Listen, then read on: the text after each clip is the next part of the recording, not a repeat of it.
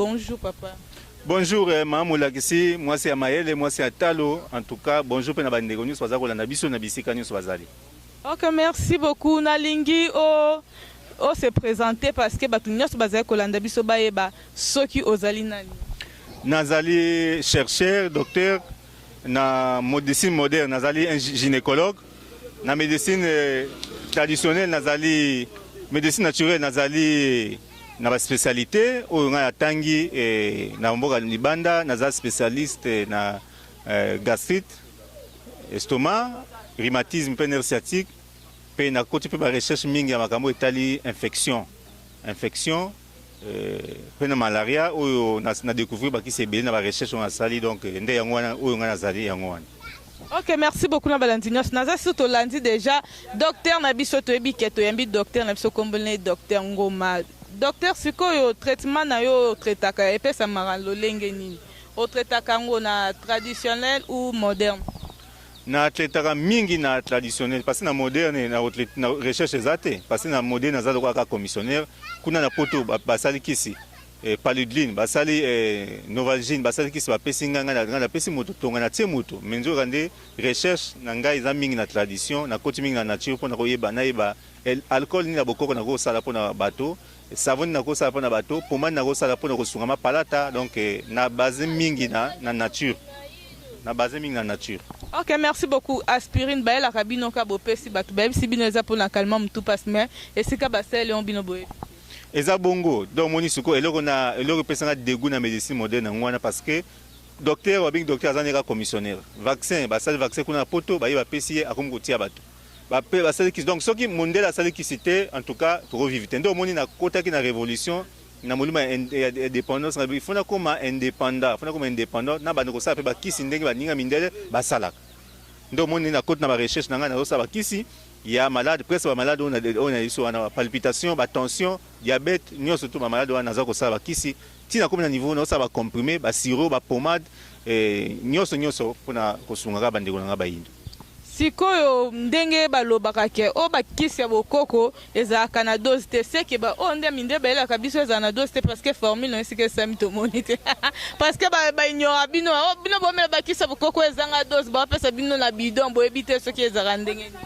Oui, eza bongo parce que tant balobi dose ezali quantité suffisante mpona kopesa moto bakoko na biso bazalaki même bazango lutu sirop azwaka mosapi bo atie boye déjà lutu mobimanga wana atieka mosapi boye atie kisi wana atie boye déjà eza déjà dose mobimanga apesi moto mwana meli dose mobimanga wana bakoko na biso bazalaki très intelligent bayebaki ete naosala kisi oyo kisi eza makasi ifo apesa amela demi verre donc dose ezali yo moto osali kisi inspiration oyo ozwi nde koyebisa moto kisi oyo nde nameki yango namoni fo amela demi verre donc moto so isi mena demi verre tongo demi verre pourquoi dose mobima yango wana mais bacomplike bato te kisi ya 100 dose bomela kisi ya 100 dose nzoka ne dose ezaka un verre matin un verre soir dose mobima yango wana po ngai nasali kisi na ngai nayebi ndenge nasali kisi na inspiration il faut napesa dose mondele mpe atie dose ezaka moto asali kisi na ye nde azwa inspiration atie yango soko na machine ekomobima un comprimé matin un comprimé le soir.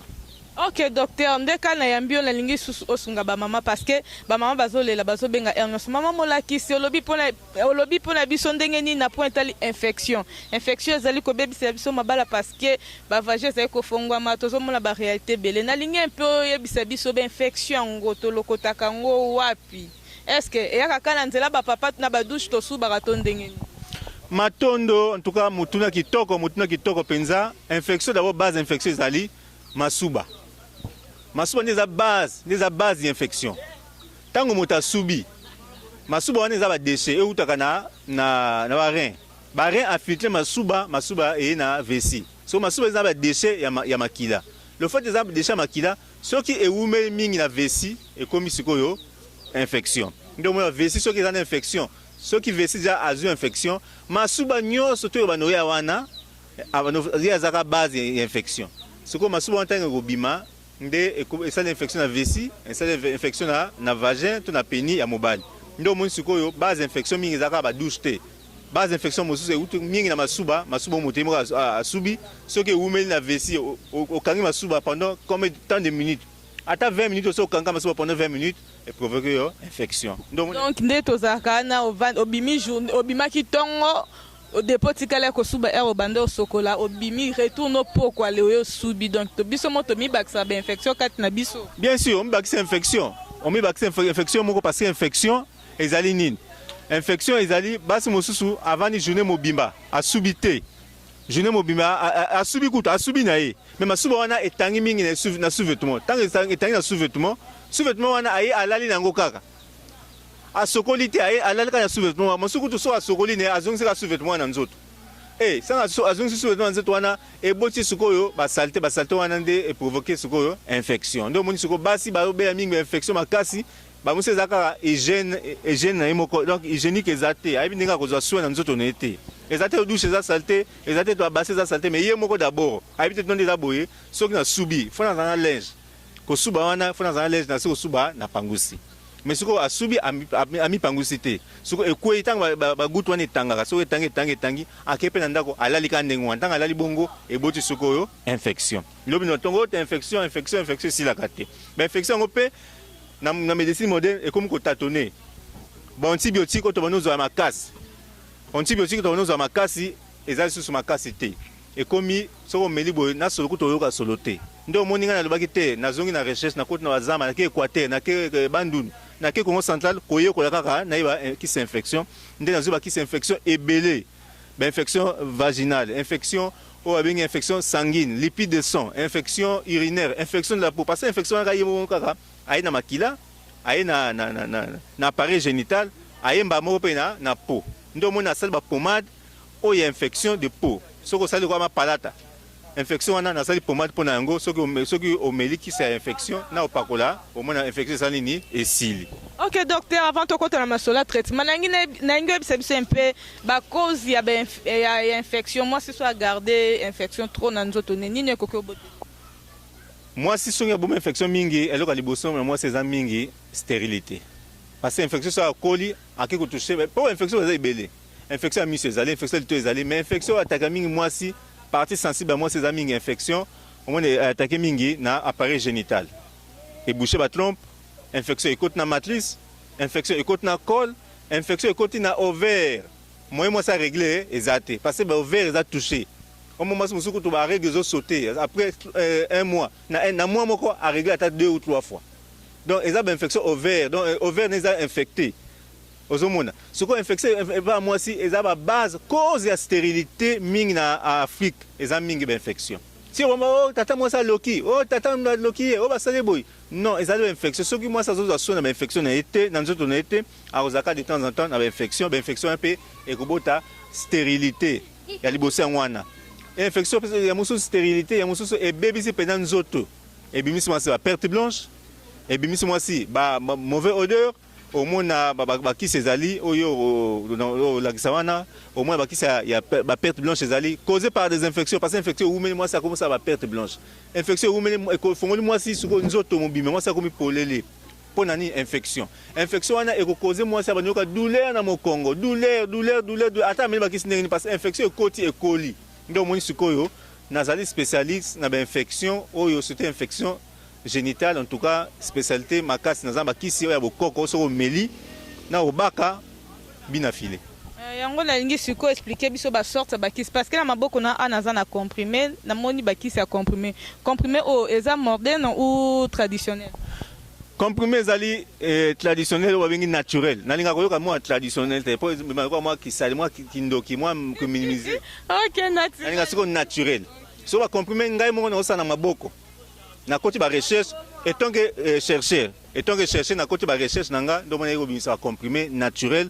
na osango ngai moko soki omoni yango yo moko to omoni yango soki oye omeli yango pe ondima qui c'est infection ya comprimé ezali qui c'est infection ya tension ezali infection oyo vaginal ezali pa mukusa nyoso tout ba qui c'est ezali même ya kobaka ba poudre ezali soko baki yango en tout cas ezongisi mwasi sika. Si on a une tuna, est-ce qu'infection peut y avoir un telongola ba maman petit ba papa parce que eza ba maman belé ba benganga maman mola kisi ndenge eza ba papa ba jubi so ba deuxième dodan parce que tozo ko kalisusu msalate tozo ko kamsalate parce que guna bango toza nango lisute est-ce que ben infection eza pe moko elongola ka moi ça petit voilà infection elongola ka makasi ba benga libido Ouais, infection longue libido na kat na moi si moi ça comme à mon est normal.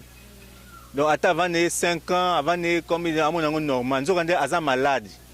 Infection sur umele ba no bimisa sur ba mbuma ne longi, moi ba ma palata, moi ba pour infection vendant infection ezali eloko moko mabe si ça ba basi environnement. Or so si moi c'est appétit, moi si le fait que appareil génital les os ça fonctionner bientôt à konuna avant, ménopause est avant et puis à vieillissement. Parce que ça quoi machine ça la raté. Suka ça traitement nango pesa ndenge ni parce que bazolanda ba maman obo mesa ko déranger maman molakisi solution yango et pas docteur na biso yo mto zaka na problème makima ya petit ya papa comme ozilo deuxième dodan azo linga suko se sentir ko sentir yo te parce que ayebi ke yo pa na ye donc comment lokole bembe bolanda explication ya traitement yango parce que docteur pesa pe numéro na opo na suka ba okoki ko contacter opo bazwa bakisi. Pour un problème il y a traitement ezandeni. Traitement nazana qui si infection ya mai. Au moins si avant de là. Na tie qui sont na bassin au vandeli yango vapeur ekoti na nzoto mobimba vapeur ekoto ti au sentir et comme même ti na mongongo awa. Ata ozana problème ya kobota. Ata obota kate ozwa mabota. Ata osoki pena ozaki na infection moko na matrice. Infection moko na utérus na yo. Okozwa penza solution. Donc qui soit ezali ya kovandela, ovandeli, tant ovandeli vapeur wanzo kota. Kisi ya kobaka ezali pona ko nettoyer ba nani nyonso, pona ko nettoyer ba bilembo nyonso tout oyo za kotungisa yo ya mabe ya salete. Nyonso ezali kisi ya kobaka ezali, kisi ya komela. Donc to sala lokola ba infection to na trois sortes. Kisi ya komela, kisi ya kovandela, na kisi ya kobaka. Siko ndenge ba papa ba mesa komela ba kisi wane mata ba pression ya ba mama pezala. Kisi ya maman, oui, kisi ya maman ezali soki maman a un problème ya libido. Soki maman a un problème libido, kisi ezali pour na kopesa maman appétit wana, appétit sexuel kisi ezali. Mais soki maman a normal, ndenge ezali normal, en tout cas moi mela kisi ezate. Siko eza na période ba fièvre zo déranger biso ba malaria ba ni ba osala kapé ba kisi ya malaria, on a moni fièvre malaria sinusite, mais na moni na simbe ngoza ya poussière. Yango sela konde ni bamela ngo lokola tito ndenge ni. Voilà, mutuna malamu eza ndeni. Kisi wana ezali kisi onga ya sali pona kosunga bandeko. Eza bandeko mosu baza na Belgique, lokana na ba commande na Belgique, na Italie, na France, na même na Asie, na sa ndeni. Kolandela kilo na kosa bango kisa mai na tia mulangi te. Na kosa bango kisi en poudre. Na nikisi yango na tia sachet ndenge tibongo, na mbala ngo na tia na agence eke. So eke kuna yemo ka kotokisa ngo atambani komela. Oyo pe azana ndenge ni muso azana Brazza, ba muso azana na Angola, ba muso azana na Katanga. Totina bango mo totina kisa ba bidon ezate. Totina kaka na sachet mo kazion na sachet, akomi kuna na peseka posologie mode d'emploi. Ndenge ya kotokisa ngo pe ndenge ni akomela ngo. Donc ndo mo ba kisa poussière ezali, kalita ba kisi nyoso na sala bongo bata musika na osa bango ba kisi en comprimé et que pe ba kisi en poussière. Yango wana. Ok, merci beaucoup. Tout le belano masolo et bengami à rhumatisme. O ebeta kabat namoni formule ono ebateza pili o nini na ebite toko la kisango balandi na biso après na lingi obeta biso lisolo oyoyo ozo osale ngonde nini pe application ngo ezandenge. Kisi oyo rhumatisme za ba recherche na kotaki ça fait 6 ans na kotaki ba recherche na kotaki étant que chercheur. Pour chercher na biso ezaka ko vana bureau te chercher foko ta bazamba foko ta boy na ba recherche on a kotaki ndo moni na iko découvrir qui so ya rhumatisme qui c'est rhumatisme wana na sanga ba produit ebele ata rhumatisme on ezandeni ata makolengo zo piquer ba nzube soki opakoli yango en tout cas ezo soigner rhumatisme facile même paralysie zo tungisa yo soko opakoli yango ezo sunga même ba yene na sunga même menanio malade ya mpese atobela mpese so pakoli en tout cas akausi donc le monde qui soigne ça qui c'est très efficace pour le rhumatisme pe nerf sciatique eza ko sunga bandeko nyonso donc ndeko za problème rhumatisme oza problème nerf sciatique pommade naturelle ezali pona bino poto boko lobiko. Ok, ba papa ba oya osilikelanga pamba parce que to lobby pour la makambo etali ba mama ba papa siko ba souffrir donc na makambo etali hémorroïde na ngempe o expliquer biso na lomba parce que TV zangonga hémorroïde pe na balade oyo ezobota mikolo oyo ezosilisa ba papa na appétit à cause ba mama pembeno ba beng na komba faiblesse sexuelle et éjaculation précoce. Bon, hémorroïde, il y a une base. Hémorroïde, écoute, na linga soko lobango parce que hémorroïde, est d'abord, cause hémorroïde, est batozoli à mabé. Batozoli à mabé. Le fait que batozoli à mabé, n'est batozoli à hémorroïde. Oh, hémorroïde, batozoli à mabé, ozomé à mabé, tout ça quoi masanga. Bière est à cause hémorroïde. Parce que fulful wana oba tata ba melara mingi. Fulful wana faut pe ça moto hémorroïde. Hémorroïde ne siko ya robota faiblesse sexuelle na éjaculation précoce. Siko soki motaye biso na nzele tazana ki c'est faiblesse sexuelle. À cause qui c'est faiblesse sexuelle il faut amuta attaquer hémorroïde infection. Soko ozui hémorroïde infection te okoko soigner faiblesse sexuelle te. Ndio mone pa na ngai soko ye esengeli moto d'abord ya liboso ozo ki c'est faiblesse sexuelle ozo ki c'est hémorroïde na infection pour yangeza cause ya faiblesse sexuelle. Mais là comment bande na biso ba tladi praticien comment a présenter qui c'est faiblesse sexuelle. O qui c'est force sexuelle. Te avant comment na force sexuelle il faut procédure ko ba cause nango ezani ni ne causer moto akoma na faiblesse sexuelle. Nde sikoyo okosala nini okozwa sikoyo kisi infection pesi moto na pesi moto kisi hémorroïde nde moto sikoyo akoma malamu so akoma malamu misisa ne zongi normal nde to bakse kisi ya force pour essayer endurance na éjaculation précoce. Sikoyo za mbele ba okima bino parce que babi bakisi na bino zaka bololo. Sikoyo na bato yo baza na ba problème akomela bakisi wana ya bololo pe babi trop bakisi na bino zaka ya mai. Et pas na yo solution to pe traitement nango. En tout cas, une bonne question, Maman Moulakisi. Pour la majorité qui s'est hémorroïde, c'est un bololo. Bololo. Mais, nous avons cherché dans l'Équateur, nous avons appelé ça dans la recherche, dans l'Équateur, nous avons découvert qui c'est pas toi. Pour avoir un pygmée. Tu as qui c'est une formule sans bololo et hémorroïde. Donc, à ta bololo mo rezate zaka ngai zaka moi le roi maïka. Donc, nous avons découvert qui c'est hémorroïde, nous avons qui c'est ya malamu ya kitoko ya sambo le pona bandeko abela estomac. Pour mutu abela estomac, moi mais qui c'est hémorroïde ezate. Donc moi sikoyo et sika batumi ka boya qui c'est boko ngona qui c'est za bololo, qui c'est bololo. Mais ceux qui mutu obela estomac c'est mieux mais qui c'est bololo parce que bololo ils ont renforcé insuline na makila na yo. Mais si ceux qui obela estomac, attention des amabe ya komela bien qui c'est bololo. Mais qui c'est bololo pour hémorroïde ezale ba comprimer pe hémorroïde ezale. Ok, merci beaucoup. Tozoko bakaka elongo na docteur na biso ngoma. Tozo samaele déjà. Docteur, pesa biso numéro ya téléphone pour expliquer si ka cabinet no ezali parce que muto akoluka aya na cabinet olia le kapa na mama lakisi ay directement pana. Bon, oya pour ça monanga. D'abord numéro nanga, numéro ezali oya WhatsApp 085 85 lisusu 97 229. Donc nazongi lisusu 085 85 lisusu 97 229. Wana numéro oyo kozwanga na facile na WhatsApp. Adresse soko ngo monanga yaka na Royal. Royal na biso na ville oyi na Royal. So comme na Royal na wenze ya Bikeko malgré ba wenzango bazobuka batozo to baotonga ba wenza sika mais obenginga na Royal ndo omona isika pharmacopée na ngezali na Royal na ville. Place mosusu ezawa place mosusu soko ngo zwanga yaka na Matadi Mayo. Okome Matadi Mayo ndo osika okutanga na église catholique. L'église catholique à Matadi Mayo, so comme l'église catholique au moins pancarte mo comme médecine naturelle docteur Ngoma. Ndé wana ba adresse aux allez pour le moment pour Kalaming dans 2 semaines, il peine ba vous a servi pe bato ya Kimbanseke ba vous a servi. Oui, merci na balandi nyonso bauti kolanda biso to ki ba lié to pe besika ba pharmacopée ya docteur na biso Ngoma ezwami docteur na lingi siko expliquer balandi nyonso ba reste ba maladie oyo traitaka ndeti o etali ba tension ba sucre ba ozo déranger ba ba AVC wana nyonso tout.